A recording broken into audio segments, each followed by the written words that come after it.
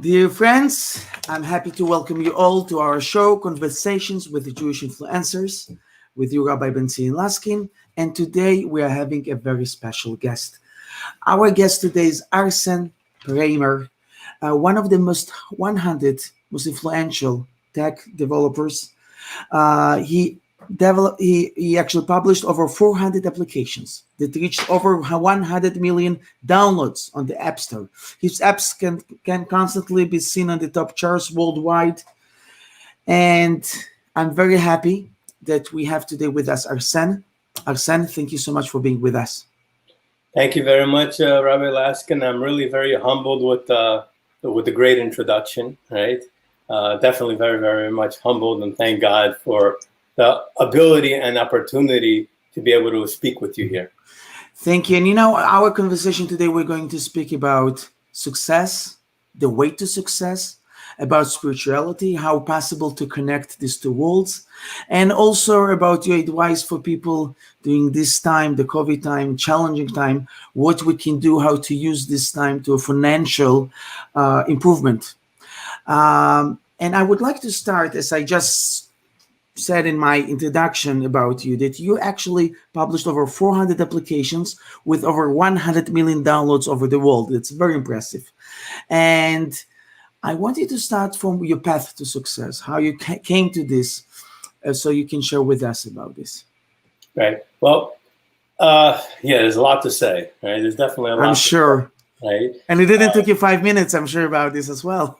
Yeah. So, just really quickly on the sticking on the topic what you mentioned, I guess I was very, very fortunate and very lucky in a lot of forms that I got into the world of apps very early. Okay. In fact, what year was in 2008. All right. When the App Store was launched, actually, I remember right away jumping into it and getting into the development. So I myself, my background as an engineer and a coder, I decided, let me get into it right away, and I loved it. I was actually very fortunate, very happy that several of my initial apps, which I've launched, were right away in the top 10. But at that time, it didn't really matter too much. You know why? Because it was a numbers game very easily. Right away, you publish an app, you're there almost, right? So that was really good. So that's kind of like where I started. And then, as they say, the rest is history. A lot of things happened from there. And I'd love to share some of the stories, if you allow me, with different things which happened there. That's amazing. But, what I'd want to go, kind of a little bit start with, okay, is where I came from, right? And, I'm a son of an immigrant, as many of us Russian Jews are. Вы из Одессы, правильно? Вы же одессит. Yes, из Одессы, да. And again, I'm so thankful to my parents who brought me into this beautiful country which we have, and trying to accomplish the American dream, right? It's amazing. And how old? What age? I came when I was about 2 years old, right? Oh, baby. I was the same age when I moved to Israel. I moved to Israel. Awesome. So you appreciate it, right? Exactly. So we moved over here, and it was great. So that's who I am, right? That's where I came from. And I remember growing up again, as all of us, children of immigrants, it was hard. I remember my parents came here with practically nothing in their pocket, right? And my father, as many fathers, just whatever they could do to make their children successful in this country, right? So I'm very, very much thankful for that. So that's kind of where I came from and how it all started. And I will definitely share a lot of different stories of what happened in between all those times, Yeah. So what was the moment, let's put this way, from a family of immigrants that's struggling and suddenly coming to success? And I know there was a long way between the starting point till the moment of you was able finally to have success. What is the moment, that each one of us says, at this moment it started, or this thing that I did really change my life, or it really was the right thing to do, or this is the moment, or if something you was constant with it, that you can say that the success started with it? Great question. I'll tell you why. Because I think one of the big things which was given to me. I mean, I think we're all given gifts, right, but by God. And one of the big things given to me is that what I like to go and call the entrepreneur bug, right? So I remember, okay, that probably how old was I? Maybe 11 or 12 years old. Okay, I wanted to make money. I wanted to make money, and at that time, what I went ahead and did is, this was back in those days when a concept of newspapers existed, right? And I'm sure many of our viewers looking right now, they say, what if a newspaper does, what is that, right? What world is that from? So I remember at that time, I became a paper boy, okay? I remember at that time, I woke up probably maybe 4 a.m, and my father initially drove me, and then he said, I'm not waking up anymore at 4 a.m. So I took my bike, went to pick up the papers, okay, and started delivering them, okay? And then I believe it was on a Thursday night after school and all that type of stuff, I went to collect the payments, right, for the paper, which I then had to go and give my boss, right? And that's that's kind of a lot of things started there, that bug to have my own thing and make money. And you know what's so interesting? You're going to laugh at this. I think you're going to laugh, right? So I started working as a paper boy, right? Okay. I think maybe 6 months passed, and I said, you know what? Hold on a second. I could go ahead, buy the papers myself, right? And why should I share with the middle person? Let me go ahead, get it myself, right? Get the full profit there. And I went ahead and did that at roughly about 12 and a half, or something of that nature, right? And I started becoming called that businessman, right? At 12, right? 12 and a half. And then many other things happened from there. Beautiful. Yeah. So, Arsen, when I ask you the question about if there's a moment that you can show, that you can say that from here started the success, and then you mentioned the story with the newspapers, and I remember another story about a Jewish boy that we remember him as quite successful, Yosef. So there's a famous question, because you see Yosef from a dungeon, from a person who his brothers sold him to Egypt, to a person who became the king of Egypt. And then you ask yourself one question, one second, what was the moment from a brother that was sold by his brothers, he becoming so successful? And there's many versions and many answers. And there's a beautiful answer that Lubavitcher Rebbe said, that the moment of his success started when he was in the jail, after the story with the wife of Potiphar. And when he was sitting in the jail with no hope, 19 years old boy with no hope, no future. His mother passed away when he was young. His brother sold him. His father think he's died. And at that moment, coming two strangers, two Egyptians, ministers, and he asked them one question. And the question that he asked them, Madua pnechem re'im hayom? Why do you have bad face? How are you today? What happened? Like in the jail, you need to have a good mood. And they told him we had bad dreams. They share with him the dreams. One of them, he told him that you will have a bad end. The other one, he will say you will come back to Paro. And many years later, 5 years later, when Paro had bad dreams and nobody could interpret them and helped Paro, the king, that minister, remember, was one Jewish kid who asked me how am I when I was so desperate, and helped me. And the Lubavitcher Rebbe explained that, and then the rest of the history, how he became the king. But everything started from the moment that Joseph didn't had depression, was looking for a Prozac, antidepressant as a 19 years old boy with no future, and he find the power to help another people who was more desperate than himself. So the moment that he realized, if I'm here in such a dark place, God sent me here, it means I'm on a mission here, on a mission to bring light and help. And this is what made his life stories a success. And when I'm interviewing many successful people, each one of them has this moment. So I wanted to ask you, I'm sure that the way to success, from the newspapers to the 100 million downloads on the applications and everything, thank God, was many downfalls, was many challenges. How you went through them, what's the advice for it, how spirituality helped you there? I love this question. I love this question very much. And let me explain to you why I love this question. I'm going to start with the answer. Excellent. And then I'm going to go backwards. Okay. Sounds great. And you're going to understand why. Because the answer is what keeps me going till this day through all the challenges. The answer is really simple. Belief and trust in God. That's the answer. And now let me start answering even further. Okay.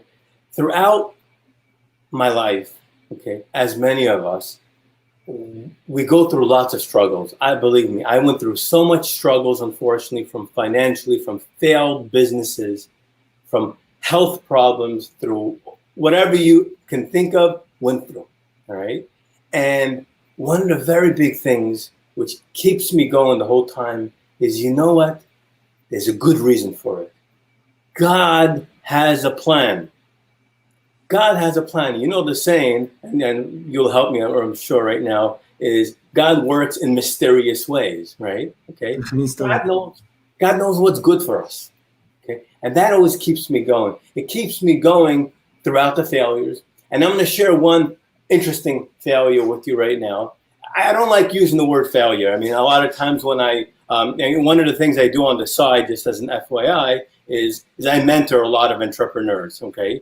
And by failure, instead, you know what I use? An education lesson, right? 100% beautiful. That's all it is. It's just an education lesson. So one of these education lessons which I went through, okay, talking about being on the low, and I'm not going to get into too much details, but in short, what happened was a little bit before I was getting married, okay, had a fairly large business, okay. This was in probably in the late 90s with the HomeTide.com, and it was, you know, in short, basically we grew to a little over than 100 people who were working for us. It was featured as a top 50 smartest company in the USA, right? It was real nice, whatever. We were in a lot of great magazines, and I did a lot of great interviews on TV and all that wonderful stuff. So call that like a nice peak, right? Exactly. Things started happening and failing for different reasons. It got so bad that from those 100 somewhat employees, right, there was a period where it dropped to 4. Oh. Okay. And then to 0. Really, really painful. And I remember, okay, a day when I had to go ahead, rent a U-Haul truck to collect the last remaining furniture. Very depressing, let me tell you. Nobody should go through this. Very depressed. I'm standing in my old office, right, which was fairly large, and now I can't even afford hiring someone to go and pick up the furniture. And again, I don't want to sound very egoistic at all, right? But I can't even afford that. I have to go in and do that and myself carry things. And, you know, you could see me, I'm a weakling, right? I'm definitely not a muscle guy, right? And that was even worse before, right? You know, had to carry stuff, me, my father, and his friend. Very, very painful. Very difficult. Okay? Right? And you think to yourself, my God, what keeps a person going from there? And you know what kept me going? Belief. Believing that God has a plan. There's a plan behind this. There's a plan to go and make me bigger. So I had to fall. I had to fall very much. And that's what really kept me going, believing, right, that there's going to be good out of this, right? It took many years afterwards, but then good came, right? And, you know, sometimes we go ahead, we look at things and say, I don't understand. Why does this happen? And you know what saying I love the most? Hell, I love this saying. A lot of times people say, why me? Why does this happen to me? Right? Come on, let's think about this. Why does this happen to me? And you know what? I remember a very big motivational speaker said this, and I love hearing this, right? And I'm going to paraphrase it and add my own thing to it. And my response to that always is, really? Why not you? Do you have an email address who we could send this to for this problem to happen to? Maybe a phone number I could text him to say, God, you know, don't give this problem to me. Give it to somebody else, right? That's the whole thing. Why not you? If God is giving you such a problem, there's a saying, I'm sure, and you'll also help me with this, right? God does not give us what we can't handle, right? God doesn't give us what we can't handle. You know the story, which I love very much, right? And again, there's different versions of the story. I love the story how, I guess, 4 or 5 friends got together, right? Yeah. And, they all had their troubles. Each one wrote down, right, their problem. And they put it into, a bucket, right? And then each one took out the problem and said, you know what, never mind. I'll have my own problem, right? Exactly. Right? And I'm sure I'll give the kids the small version of the story, right? But the point is, if God has given us a problem, we definitely can go ahead and handle it, right? The only thing we ask is really one thing. Give us the strength. Give us the strength to overcome this, right? And you know what? Put a little sugar on it. That's it. You got to give me some salt. Just put a little bit sugar. So make the problem taste a little bit better. A little bit better. That's it. So I think this is the big thing. What for me is so important: the belief and the trust in God, right? Which keeps me going a lot. This is amazing, Arsen. And actually, this is what kept Joseph that we just spoke before, right? When his brothers told him, we're so sorry that we sold you to Egypt. Please forgive us. He said, you never sold me. God sent me here. And this was the whole difference. There's a plan, and I'm part of this plan. And even I don't see it now at this moment, I will see it later. And my job is to find the light that I'm supposed to bring here. But when we speak about Joseph, the holy Joseph, beautiful. But when we speak about a child who came from Odessa, as I understand, and correct me if I'm mistaken, non-observant family, correct? I'm saying correct. Yes. And from where you take the inspiration, the emunah, the belief, the strength, how? Oh, I love this. You're asking such great questions. I love this. This is beautiful. We have such great people. Right? And so you know what? You touched upon I don't come from an observant family, right? And I'm very happy you mentioned that, right? Because maybe this is the right time to share a little bit how I became, if observant, right? In some form or fashion. Exactly. So, in my high school years, right? Let's even go a little bit beforehand. I was actually in public school before high school. Okay. In New York. In New York. Okay. And somehow I had something inside me which said, you know what? For 9th grade, I want to go to yeshiva. I don't know why. Oh. Right? Okay. I don't know why. I just want to go in and do that. Right? And yeah, it's a spark. Like, we all have some spark inside. Got the spark.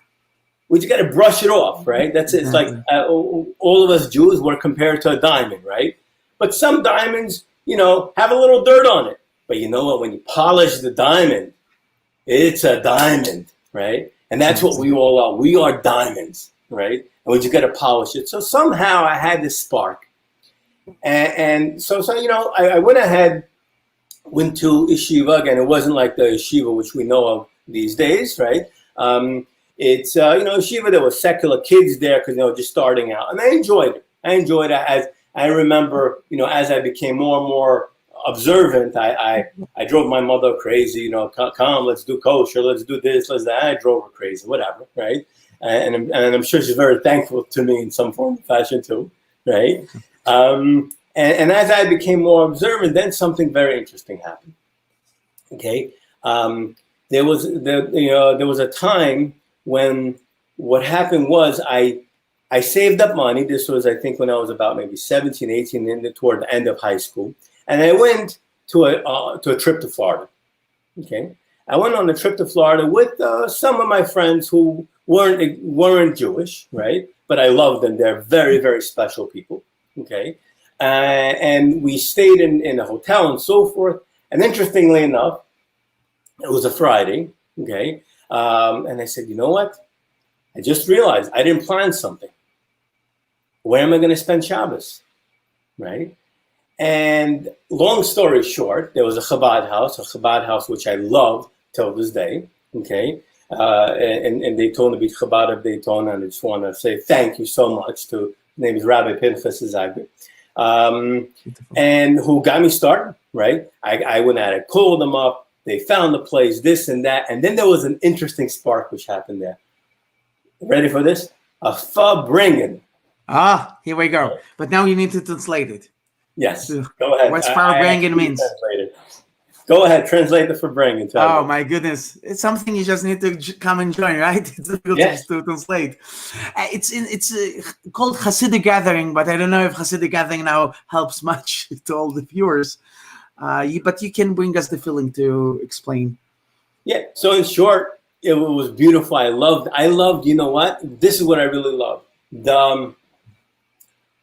The atmosphere that everyone loves each other wherever we are, right? We're like, what really caught me a lot is people were hugging me and they just saw me for the first time, saying, eat more, drink more, even though I wasn't supposed to be drinking because I was kind of under 21, but that's a different topic. We're not speaking about this. Okay, yeah, exactly. Okay. All right. But all these wonderful, and I loved it so much. And the spirituality behind it, just something that hit me. And then things started more and more and more. And that's how I really got more and more involved with Chabad. Amazing. Actually, I just will add that fabringen means that when a Hasidic gathering it's a spiritual event with food, with time, with Hasidic melodies and inspiring speeches, words. And when Hasidim sit together, it's not a lecture, it's not a class. It's when friends sit together to see how we can improve each other. So it's a very special spiritual experience that I'm so happy that you started from it. Yeah, started from it, loved it. And more and more things happen and so forth. But then I want to share something very interesting. Really interesting. I loved Yiddishkeit so much. Okay, what I started to do was this, and I'm going to tell you my schedule. Right, okay, and I'm looking forward. Many will probably not believe this, but I'm going to tell it to you anyway. Okay. Well, again, years passed and so forth, and in Brooklyn. And this is when I had the fairly large business already, okay? Or just, let's take that back, not fairly large. It was just getting to a larger point, okay? Every morning, I woke up maybe 5:30 in the morning, went to the mikvah, and you could explain what that is, the spiritual bath, okay? Keep in mind, I was kind of young, right? At that time, I was probably maybe maybe 19, 20, something like that. So it was fast. Your transformation was very fast. Yes. And ready for this. After that, I went to 770 to daven. Wow. The synagogue of the Lubavitcher Rebbe, 770 is in Parkway, Crown Heights. Love it. The center of Chabad. Exactly. Then I parked it. Well, first, obviously, I parked, went to daven, took the train from Kingston Avenue to home. To home. I call it home because it's like my second home work, right? Exactly. Went to my office, right? Which was right away downtown. So it was a quick 25-minute ride. Worked the whole day really hard, meetings, this, that, and so forth. By about 7:30, 8 o'clock, left work. So, came back to Crown Heights. Learned for another 3 hours. Wow. Okay. And that was my schedule for many, many years. Amazing. Okay. Loved it. Right. So 1 second. So everybody who's viewing us, if you want to become from the 100 most influential entrepreneurs in the tech world, listen to this. Here's the schedule. Mikveh every day. Mikveh is a spiritual cleansing, prayer, preferred in 770, right? Yeah. And afterwards, 3 hours of learning. Because what's amazing here, and I want to, because again, I'm a rabbi, so rabbi is a rabbi, but when you speak to business people, so listen, rabbi, you don't understand. You're too spiritual, you're too religious, whatever it is. We live in this world. We need to make money. We cannot spend time on spirituality. We don't have time for this. And I want, it's bother us. It will stop us from being successful very often if we're going to keep Shabbat or Kashrut, or we don't have the time to spend on it. So I want you to a little bit to share about this. So it's interesting because I don't think you need to be that at all, right? I mean, I think I'm successful, right? But I owe my entire success thanking God, right, exactly. for everything. went through lots of struggles, right? But throughout everything which I go through, okay, I always try to put a little godliness into it, and I think that's very, very important. And I think one of the ways I can go ahead and do that is share some stories, right? Please. And share some stories which I went through, right? And how being observant in the business world, right, helps me and gets people to respect me sometimes more. Okay. Please. And I frequently, obviously not now for the past 6-7 months, but I frequently travel to Silicon Valley and I meet people from all walks of life. Okay. And there was an interesting meeting, right? I had not too long ago with a lot of tech titans, really, really big tech people, very, very much well known. And as I'm sure even you noticed my language in the conversation, I always say thank God, right? Okay. And these two words are permeated inside me, that it's just part of my natural language. That's it. So in the business world, I say that very often. Okay. So I remember we're sitting in the meeting and one person asks me something. I say, I did the following, and I say, thank God, and so forth. And I remember one very big, person asks me the following. He says, I noticed throughout this whole entire thing, right? Every time when we asked you about some of your successes, you say, thank God. Thank God I did this, thank God. Why do you thank God so much? That was the question asked to me. Okay. Right? And my answer to him was, you know what? Right? It's not me. Anything which I accomplished, it's not me. It's you know what? It's thank God. God gave me the ability to be able to do this, and that's what I go ahead and do. Right? This is beautiful. And I think that's what's so important to go ahead and do, is bring that godliness in. Again, maybe I don't have that beard and all that type of stuff, right? But I think the fact when I speak with people and they see, look, this is a Jew, and what is he doing? He's thanking God, right? It has some effect, right? 100%. This is amazing. And actually, Moses, he was the modest person and the most talented person, Moshe Rabbeinu. So the question is, how is possible? So he says, Moshe was always saying one line. He says, I am talented. I have all the talents, but it's a gift. It's all gifted by God. And if God would give the same gifts to another person, he would be even greater than me. And it's like, the joke when was a poor Jew and he had three girls and all the daughters he needed to marry and no money, no nothing. So he decided to write a letter to God. So, dear God, there are three partners in creation of man, of person: the husband, the wife, God. Okay, so me and my wife, we did our part. That's it. And no money. So now it's your part. God, please send us 50,000 rubles for the wedding of our older daughter. So he's sending the letter, the post office guy takes the letter, he sees letter to God. So, not every day you see such letters. So he opened the letter, he see it, he said, no, what do you want? I will send it to the famous Montefiore. So Montefiore receiving the letter. Now from one side you see it to God. From the other side you see Montefiore. He likes it. So he likes the feeling, he opened it, and then he reads the letter, says, you know what, he asking 50,000 rubles. I will send him 40,000. And at the 10,000, he can get by himself. Why I need to give him the whole thing? So he's sending him 40,000 rubles. The Jew does a huge wedding. Everything is beautiful. Now he need to marry the second daughter. He know the address. He writes a second letter to God. Then he says, dear God, thank you so much. Please now send us 50,000 rubles to our second daughter. And in the end, he writes PS.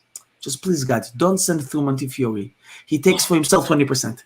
I like that. Right, so everything is from God. And sometimes, especially, by the way, in business, I believe it, when you so hard work on something and finally you have success, not always we understand that everything is coming actually from God.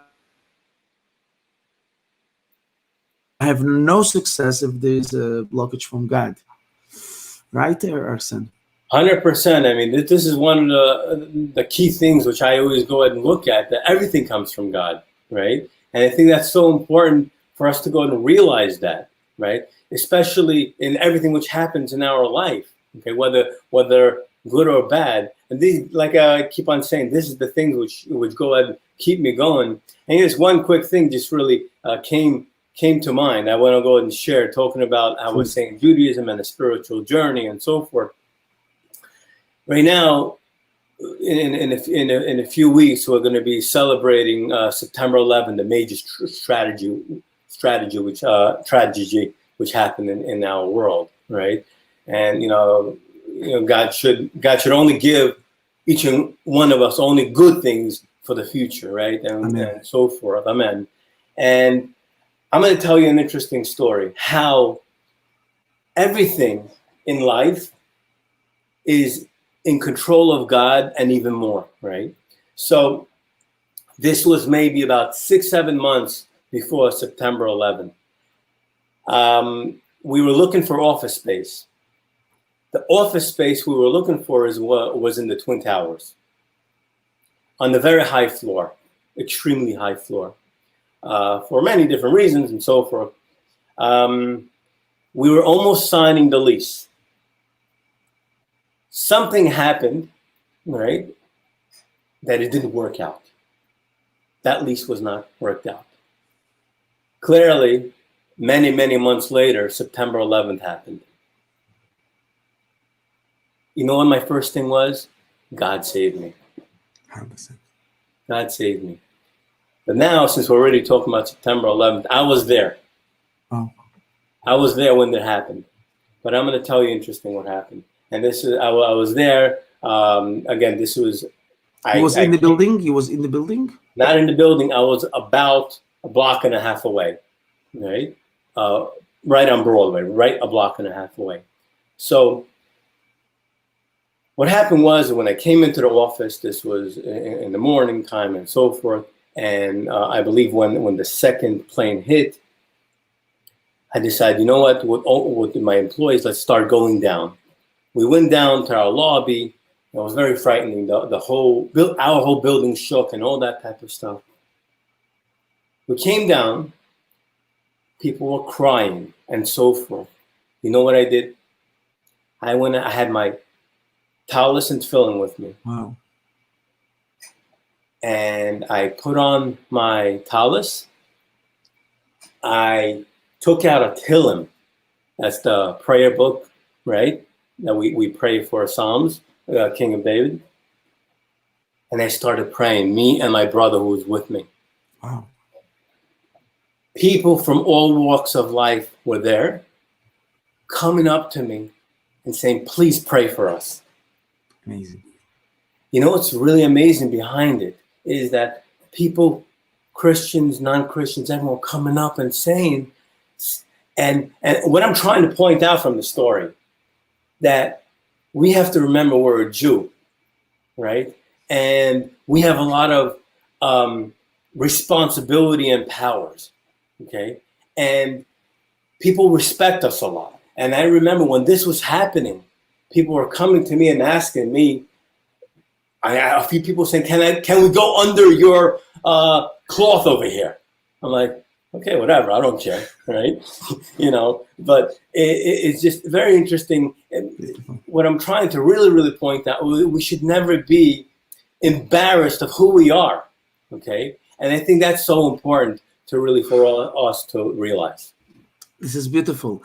By the way, I know that when you was, kashrut, Shabbat or other things, is it always was easy for you to be a proud Jew when you was in the business community and you was need suddenly to keep Shabbat, keep kashrut, not to be like everybody else?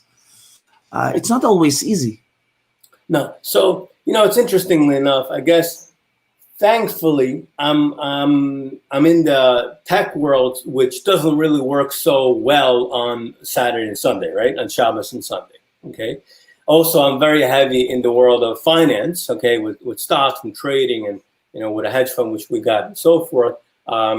So that doesn't require work on Shabbos and Sunday. Although when holidays come, it becomes kind of problematic, but that's a different story, okay? Easier probably to say about kosher, okay? Yes. That's where there's challenges. That's where there are some challenges. And I know maybe I shared this type of story with you before, If I Please. did, It's an then amazing story. let me share with everyone here. Not so long ago, I was meeting a very, very big person in tech. Okay, and I was very fortunate to meet him. He's probably on the top 20 richest people in the world. Okay, and I had lunch with him. And at the time when I had lunch with him, I ordered what I ordered, and he ordered what he ordered. And he saw that certain things, we had shared, and he saw certain things I wasn't touching, okay, and I wasn't eating. And he asks me, why? Why are you not doing that? And I tried to dodge the subject a little bit, because I wanted to just get into the business. Especially, I only had 15 minutes with him, so it's not like I wanted to have use those 5 minutes. You know what I mean? Okay. So I tried to dodge and everything, and he was very persistent. He says, no, tell me why, right? Is it dietary things? Is it you're on a diet, whatever? I go, no, I keep kosher. He goes, you keep kosher, right? What is that? And I started explaining that, and he said, oh, you keep kosher because of diet stuff? I go, no, I keep kosher because that's my principle in Judaism, right? And for me, that's important. And this guy, keep in mind, a very, very well-to-do person, says, wow, Arsen, I respect you for that. I respect you even more right now that you're holding to your principles, okay? So that was just one incident with kosher, which actually happened, which I felt it was good to share. This is beautiful. Yeah. And it's remind me, I remember about Rabbi Tursky. So Rabbi Tursky, he had a long, like a long big hat and a long sirtuk, and he was walking in the airport, and some Jewish guys see him, says, I'm so ashamed of you. I'm so ashamed by you. Says, what happened? Says, you are so old. You look like you're in the 17th century and you never change, and we need to be more than what happened with you, and so on. Then Rabbi Twersky answered him, I'm sorry, I'm Hamish. The Hamish. He said, I'm so apologious. If you know how I appreciate you and how I appreciate that you keep the tradition, it's so important, and I'm so apologize. And then Rabbi Twersky told him in Yiddish, Ich schäm sich that you're ashamed from your nation until we're not going to know to appreciate ourselves. Nobody, no other nation, no other going to be able to appreciate us, and it's so important. And I remember another story when was the head of staff of the Nasi Medina, the president of Eretz Israel, of Reuven Rivlin. She's an Orthodox lady, a mother of 11 kids.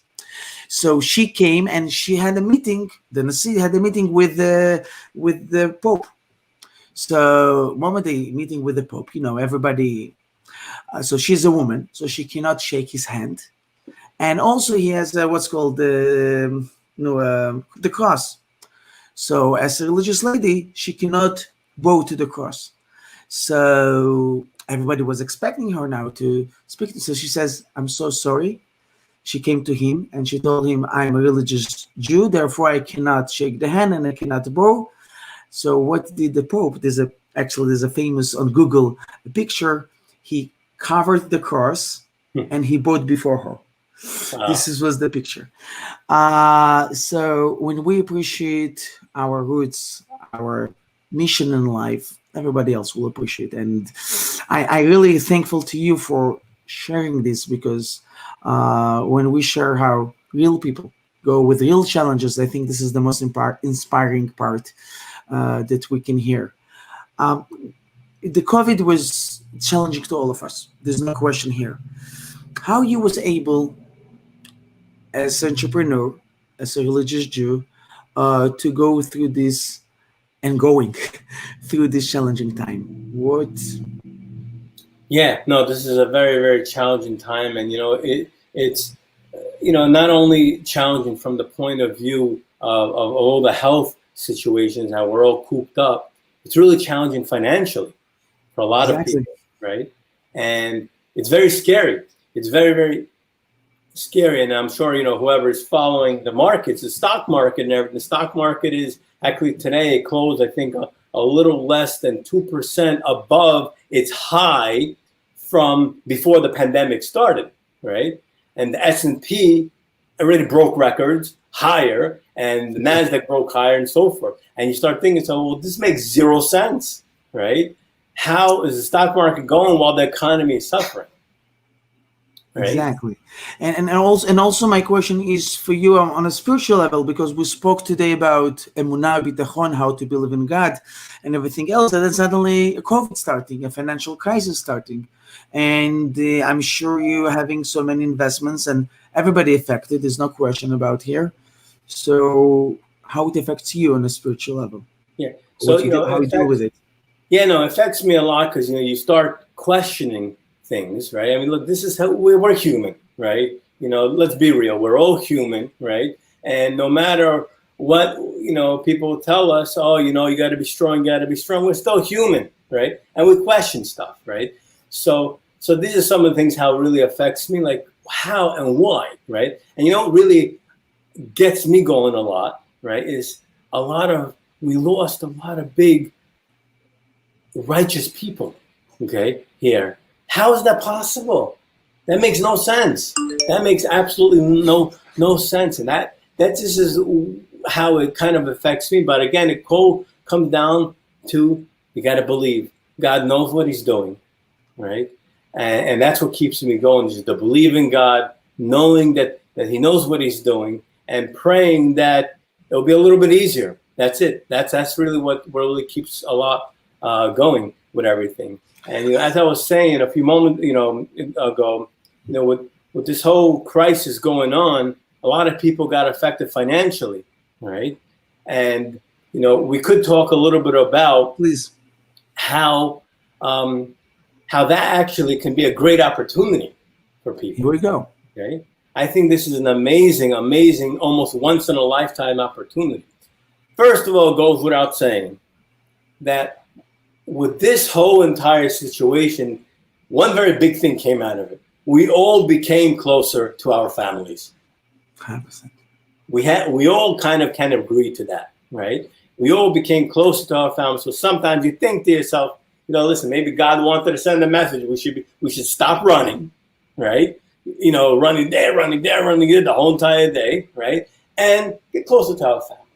But from the financial point of view, as mentioned, there's a lot of people who unfortunately lost their jobs, lost their financial income, and so forth.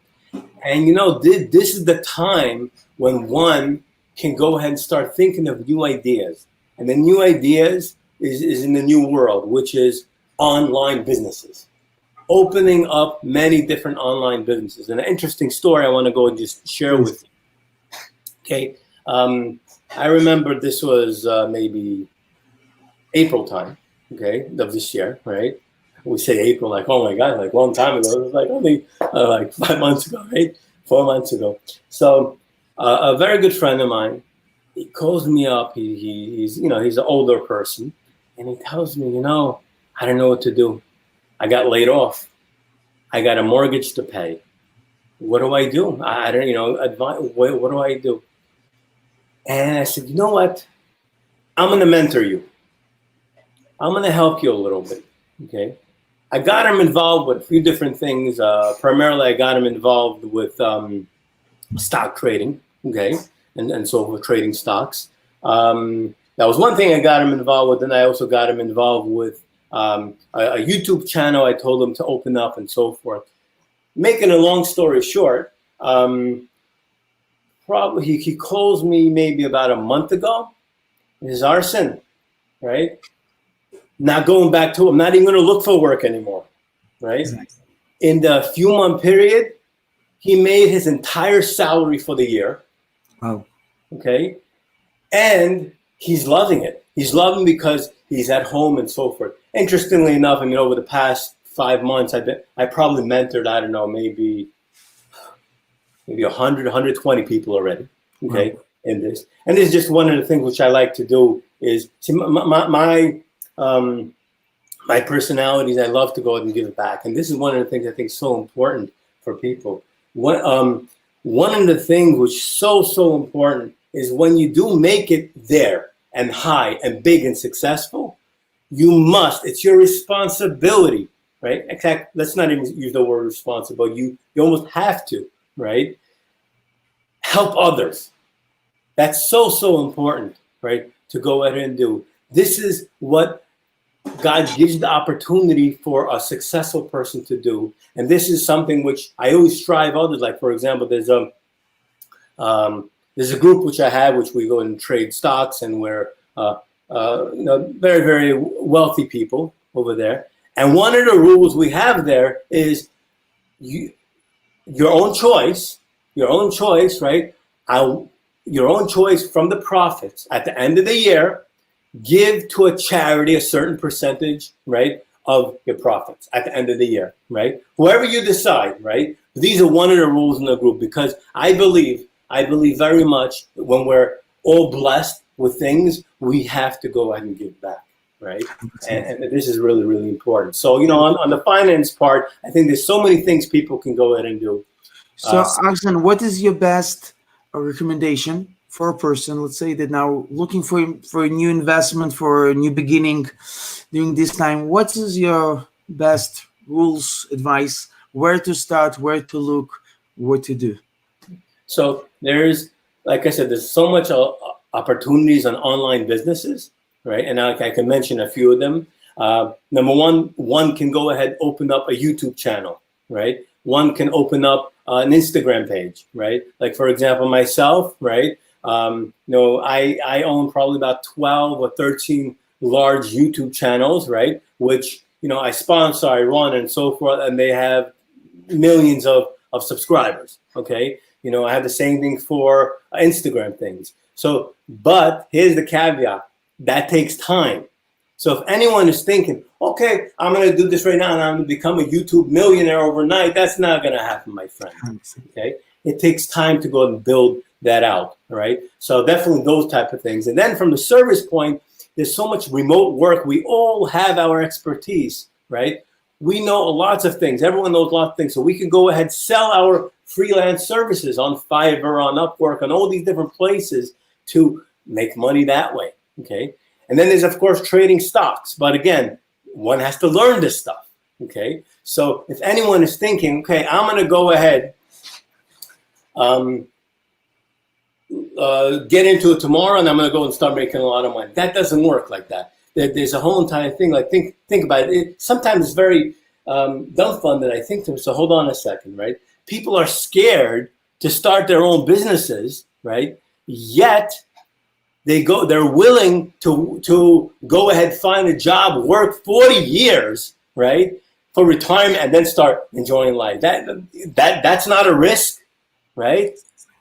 Tell me, is that not a risk? That's a huge risk, right? So you might as well go ahead and start a business, right, which with a lot of hard work, okay, you'll be able to go make it big, right? And those are some of the things I was mentioning: YouTube channel, Instagram page, Facebook group page, stock trading, freelancing on Fiverr, and all that type of stuff. There's just so much opportunity. Making webinars, right? And selling them. I mean, those are great. Again, what we have these days is we have Facebook and Instagram, which is great for marketing. Okay, so you could go ahead easily, make a webinar, spend money on Facebook and Instagram ads, right? And continue to tweak it and make money that way. Then it's all math. It's just figuring out, okay, all right, I spent $100, right? I need to make what? 101. If I can go in and do that, your next problem is how to scale it, how to make it bigger. Exactly. Amazing. This is beautiful. Any other suggestion, Arsen, recommendation for this time for our viewers before we'll... Yeah, so I think it really is just, it all comes down to how we kind of started the belief and so forth. One of the things also I go ahead and do, and it's out of topic but in topic, right? Is before I make any decisions, right? I'm always going to the oil, right? I think that's also a great thing for somebody to probably do. Very well loved, Rebbe. Yeah, ask the Rebbe for blessings, right? This is beautiful. By the way, we have now a question from Diana Kleban. Stocks are down now. Still can make money? Well, actually, first of all, stocks are not down, right? Okay. Tech and a lot of other sectors are actually at their all-time highs, right? There are a lot of other stocks which are down, right? Such as healthcare and cyclicals and a whole bunch of other sectors. So the answer is yes, 100%. But you have to go ahead, learn to read the charts. Don't rely on any of these gurus, right? Paying the money to go and tell you what to buy and all that. No, right? Learn things on your own. Spend this time to learn things on your own. And you know what? Mess up a lot, right? But at least if you're going to mess up, you know what you're going to do? You're going to learn, right? This is why I look at this as a great opportunity for people to go ahead and learn. So the bottom line is, yes, I think now is a great time to get into stocks, right? But you have to do your own research. Again, and I underline and bold and italic, your own research, right? Of what stocks to buy, when to sell them, and so forth. Beautiful, beautiful. So we're coming back to your, let's say we spoke about financial advice, and I think we'll finish with the spiritual advice. You started to speak about the Lubavitcher, about the oil. You mentioned it now. And yeah, so, I think, it's, in general, for us to always go ahead and, ask for blessings. I think, for me, I'm very, very much attached, right? And love the Rebbe. Everything I do, before I do anything, I always go to the oil. In fact, sometimes what I go ahead and do is when I have certain business deals with people, right? I ask them to come with me, right? For me, that's very, very important, okay? Now, getting into as far as any spiritual things, I think it's important for one to, someone was told to me a long time ago, right? And I look at this very much right now. What was told to me is pick one mitzvah and make that your special mitzvah, right? That you're going to love that mitzvah. You can do everything around it, right, to do that mitzvah, right? And, and then build upon it. So one of the things, for example, which I like to go ahead and do, okay, for me, Friday night, Friday dinner is very, very important, okay, to educate my kids and so forth. So we always go ahead and do, Kiddush, like many others and so forth. And I always drive that concept of picking your mitzvah, right, to my kids. Okay? I always drive that. And in fact, I have this new thing which I started not so long ago, since the beginning of the pandemic, is I tell my kids, I want you to pick one mitzvah per month and love that mitzvah so much. This is beautiful. This is a beautiful idea. That's one of the things I think is great from the spiritual thing. And just, again, comes down to just believe in God. God knows what he's doing. Right? As said the Rebbe of Slonim, as he said beautifully when he was asked, what is the biggest sin? So the Rebbe of Slonim said, when you don't believe that you deserve the love of God. Because when you don't believe that you deserve the love, you don't let God to help you.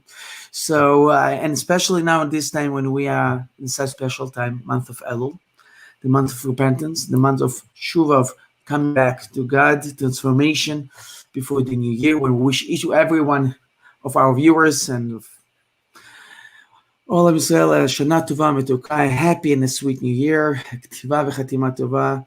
And I want to wish, first of all, to you, Arsen, and to wish you always to go higher and higher and higher with Lamala Medudav Agbala, above any limitations.